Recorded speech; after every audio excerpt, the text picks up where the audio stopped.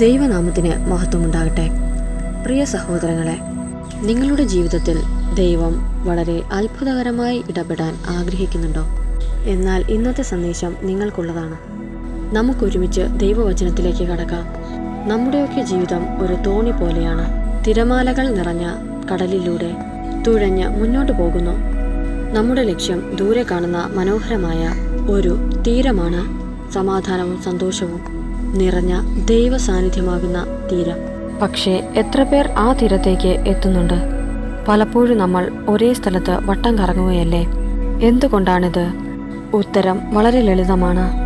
നമ്മൾ ആ തോണിയുടെ നിയന്ത്രണം വിട്ടുകൊടുക്കാൻ തയ്യാറല്ല. പരിശുദ്ധാത്മാവാകുന്ന കാറ്റിനെ നമ്മളെ മുന്നോട്ട് നയിക്കാൻ അവസരം നൽകാതെ സ്വന്തം ശക്തിയിൽ നമ്മൾ ആഞ്ഞു തുഴയുന്നു. എനിക്കറിയാം എങ്ങോട്ട് പോകണമെന്ന്, എൻ്റെ പദ്ധതികളാണ് ശരി എന്ന് നമ്മൾ സ്വയം പറയുന്നു. എൻ്റെ ദൈവമേ, എന്നെ രൂപാന്തരപ്പെടുത്തണമേ എന്ന് നമ്മൾ പ്രാർത്ഥിക്കാറുണ്ട്. ദൈവ സാന്നിധ്യം ഞാൻ ആഗ്രഹിക്കുന്നുണ്ട് എന്ന് കണ്ണീരോടെ പറയാറുണ്ട്. പക്ഷേ ദൈവം നമ്മുടെ ജീവിതമാകുന്ന തോണിയുടെ ചുക്കാൻ പിടിക്കാൻ വരുമ്പോൾ നമ്മൾ പറയും, വേണ്ട, തുഴച്ചിൽ ഞാൻ ചെയ്തോളാം, അങ്ങ് ദിശ പറഞ്ഞു തന്നാൽ മതി. ഇതിനെയാണോ നമ്മൾ സമർപ്പണം എന്ന് വിളിക്കുന്നത്? എന്തുകൊണ്ടാണ് നമുക്ക് പൂർണ്ണമായും സമർപ്പിക്കാൻ ഭയം? കാരണം സാത്താൻ നമ്മുടെ ഹൃദയത്തിൽ ചില വലിയ നുണകൾ വിതച്ചിട്ടുണ്ട്. ആ നുണകളെ തിരിച്ചറിയാതെ നമുക്ക് മുന്നോട്ട് പോകാനാകില്ല. എന്താണ് ആദ്യത്തെ നുണ എന്ന് പറയുന്നത്? എനിക്കിത് തനിയെ ചെയ്യാൻ കഴിയും എന്ന് നമ്മൾ പറയുന്നത്. ഇതാണ് ഏറ്റവും വലിയ കെണി. നമ്മൾ കരുതുന്നു നമ്മുടെ ബുദ്ധിയും കഴിവും കൊണ്ട് ആത്മീയ ജീവിതത്തിൽ വിജയിക്കാമെന്ന്. ഇടയ്ക്ക് ആവശ്യമുള്ളപ്പോൾ മാത്രം ദൈവത്തെ ഒരു സഹായിയെപ്പോലെ വിളിക്കാം. പക്ഷേ യേശു പറഞ്ഞത് ഓർക്കുക, എന്നെ കൂടാതെ നിങ്ങൾക്ക് ഒന്നും ചെയ്യാൻ കഴിയില്ല. പരിശുദ്ധാത്മാവ് നമ്മുടെ സഹായകനല്ല, അവൻ നമ്മുടെ വഴികാട്ടിയാണ്. നിങ്ങളുടെ ജീവിതത്തിൻ്റെ ഡ്രൈവിംഗ് സീറ്റിൽ നിങ്ങൾ ഇരിക്കുന്നിടത്തോളം കാലം പരിശുദ്ധാത്മാവിന് ഒരു സഹയാത്രികനെ പോലെ ഇരിക്കാൻ മാത്രമേ കഴിയൂ. രണ്ടാമതായി നാം ചെയ്യുന്ന നുണ ഏതാണ്? പരിശുദ്ധാത്മാവിനേക്ക് സമർപ്പിച്ചാൽ എനിക്ക് എല്ലാം നഷ്ടമാകും എന്നുള്ള ചിന്ത. പൂർണ്ണമായും ദൈവത്തിന് വിട്ടുകൊടുത്താൽ ഞാൻ ഇഷ്ടപ്പെടുന്ന പലതും ഉപേക്ഷിക്കേണ്ടി വരുമോ? എൻ്റെ സന്തോഷങ്ങൾ ഇല്ലാതെയാകുമോ? എൻ്റെ സ്വപ്നങ്ങൾ തകർന്നു പോകുമോ? ഇതാണ് പലരുടെയും ഭയം. എന്നാൽ സത്യം എന്താണ്? നിങ്ങളെ നശിപ്പിക്കുന്നതിന് മാത്രമേ ദൈവം എടുത്തു മാറ്റുകയുള്ളൂ. പകരമായി നിങ്ങൾക്ക് സങ്കല്പിക്കാൻ പോലും കഴിയാത്ത നന്മകൾ അവിടുന്ന് നൽകും. കയ്യിലുള്ള കളിപ്പാട്ടം വിട്ടുകൊടുക്കാൻ മടിക്കുന്ന ഒരു കുട്ടിയെ പോലെയാണ് നമ്മൾ. എന്നാൽ ദൈവം നമുക്കായി ഒരുക്കിയിരിക്കുന്നത് വിലമതിക്കാനാവാത്ത നിധികളാണ്. മൂന്നാമതായി നാം ചിന്തിക്കുന്നത് എന്താണ്? ഭാഗികമായ സമർപ്പണം മതി. ഇതാണ് ഏറ്റവും അപകടം. നമ്മൾ ചിന്തിക്കും, ഞാൻ എൻ്റെ ഭാവിയും ജോലിയുമെല്ലാം ദൈവത്തിന് സമർപ്പിച്ചിട്ടുണ്ട്. പക്ഷേ എൻ്റെ ബന്ധങ്ങൾ, എൻ്റെ പണം, എൻ്റെ ഇഷ്ടങ്ങൾ അതൊക്കെ എൻ്റെ നിയന്ത്രണത്തിലിരിക്കട്ടെ. എന്നാൽ ഓർക്കുക, ഭാഗികമായ സമർപ്പണം അനുസരണക്കേടാണ്.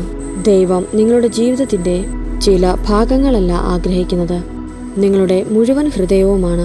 പകുതി തുറന്ന ഒരു വാതിലിലൂടെ ദൈവത്തിന് പൂർണ്ണമായി പ്രവേശിക്കാനാകുമോ? അങ്ങനെയെങ്കിൽ എന്താണ് ഈ പൂർണ്ണമായ സമർപ്പണം? അത് ദുശീലങ്ങൾ ഒഴിവാക്കുന്നത് മാത്രമല്ല, നിയന്ത്രണം വിട്ടുകൊടുക്കലാണ്. ഇനി നിങ്ങളുടെ ജീവിതം നിങ്ങളുടെ ഇഷ്ടപ്രകാരമല്ല, പരിശുദ്ധാത്മാവിൻ്റെ നടത്തിപ്പിന് കീഴിലാണ്. അത് എല്ലാ ഞായറാഴ്ചയിലും പള്ളിയിൽ പോകുന്നത് മാത്രമല്ല, എല്ലാ ദിവസവും രാവിലെ എഴുന്നേറ്റ്, ദൈവമേ, ഈ ദിവസം അങ്ങയുടേതാണ്, എന്നെ നയിച്ചാലും എന്ന് പറയുന്നതാണ്.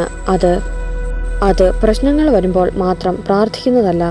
ദൈവഹിതം അറിയാതെ ഒരു ചെറിയ തീരുമാനം പോലും എടുക്കാതെ ഇരിക്കുന്നതാണ് യഥാർത്ഥ സമർപ്പണം. ഒരു ശൂന്യമായ പാത്രം പോലെയാണ് നിങ്ങളുടെ ഹൃദയം. നിങ്ങളുടെ സ്വന്തം ആഗ്രഹങ്ങളും പദ്ധതികളും അഹങ്കാരവും കൊണ്ട് നിറഞ്ഞിരിക്കുകയാണെങ്കിൽ പരിശുദ്ധാത്മാവിന് അവിടെ ഇടമില്ല. അവിടുന്ന് വാതിലിൽ മുട്ടുന്ന ഒരു മാന്യനാണ്. നിങ്ങൾ ഹൃദയം തുറന്ന് അതിൽ ഉള്ളതെല്ലാം ഒഴിച്ചു കളഞ്ഞ് ശൂന്യമാക്കുമ്പോൾ മാത്രമേ അവിടുന്ന് അവയിലേക്ക് നിറയ്ക്കാൻ കഴിയുകയുള്ളൂ.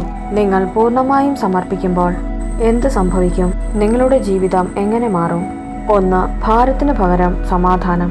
നിങ്ങൾ സ്വന്തമായി എല്ലാം നിയന്ത്രിക്കാൻ ശ്രമിക്കുമ്പോൾ ഉണ്ടാകുന്ന ടെൻഷനും ഭാരവും ഇല്ലാതെയാകും. പകരം ദൈവമെല്ലാം നോക്കിക്കോളുമെന്ന് അറിയുന്നതിൽ നിന്നുള്ള അഗാധമായ സമാധാനം നിങ്ങളെ ഭരിക്കും. കൊടുങ്കാറ്റുള്ള കടലിലും പേടിയില്ലാതെ ഉറങ്ങുന്ന യേശുവിനെ പോലെയാകും നിങ്ങളുടെ അവസ്ഥ?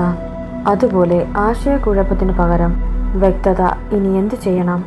ഏതു വഴിയാണ് ശരി എന്ന ചിന്തകൾ നിങ്ങളെ അലട്ടില്ല. പരിശുദ്ധാത്മാവ് നിങ്ങൾക്ക് പോകേണ്ട വഴികൾ ഓരോന്നായി കാണിച്ചു തരും. അടഞ്ഞ വാതിലുകൾ കണ്ട് നിങ്ങൾ നിരാശപ്പെടില്ല. കാരണം ദൈവം തുറന്നു തരുന്ന വാതിലുകൾക്കായി നിങ്ങൾ കാത്തിരിക്കും. അതുപോലെ ക്ഷീണത്തിനു പകരം ശക്തി. സ്വന്തം കഴിവിൽ ആശ്രയിച്ച് ജീവിക്കുമ്പോൾ നമ്മൾ പെട്ടെന്ന് ക്ഷീണിച്ചു പോകും. എന്നാൽ സമർപ്പിക്കുമ്പോൾ അത് നിങ്ങളുടെ ശക്തിയല്ല, നിങ്ങളിലൂടെ ഒഴുകുന്ന ദൈവത്തിൻ്റെ ശക്തിയാണ് ഒഴുകുന്നത്. നിങ്ങൾക്ക് താങ്ങാൻ കഴിയാത്ത ഭാരങ്ങൾ ദൈവം വഹിച്ചുകൊള്ളും. അതുപോലെ തന്നെ സാഹചര്യങ്ങളെ ആശ്രയിച്ചുള്ള സന്തോഷത്തിനു പകരം ദൈവികമായ ആനന്ദം.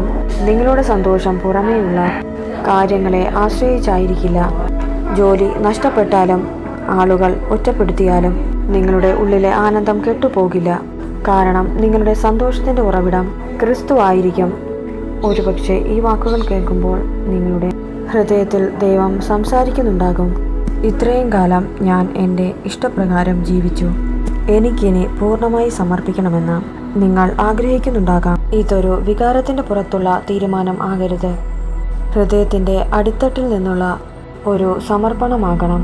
നിങ്ങൾ തയ്യാറാണെങ്കിൽ ഈ നിമിഷം നമുക്ക് ഒരുമിച്ച് ദൈവത്തിന് മുമ്പിൽ സമർപ്പിക്കാം. നമ്മുടെ ഹൃദയങ്ങളെ ശൂന്യമാക്കിക്കൊണ്ട് ദൈവത്തിൻ്റെ സാന്നിധ്യം നിറയത്തക്ക വിധത്തിൽ പരിശുദ്ധ ശക്തി നിങ്ങളുടെ ജീവിതത്തിൽ എല്ലായ്പ്പോഴും കൂടെ ഉണ്ടാകുവാൻ സമാധാനവും സന്തോഷവും സമൃദ്ധിയും ആയുസ്സും ആരോഗ്യവും ദൈവം അവിടുന്ന് നമുക്ക് ഓരോരുത്തർക്കും നൽകുമാറാകട്ടെ. ഈ കേട്ട വചനത്താൽ നമ്മെ ഓരോരുത്തരെയും അവിടുന്ന് അനുഗ്രഹിച്ച് കാത്ത് പരിപാലിക്കുമാറാകട്ടെ.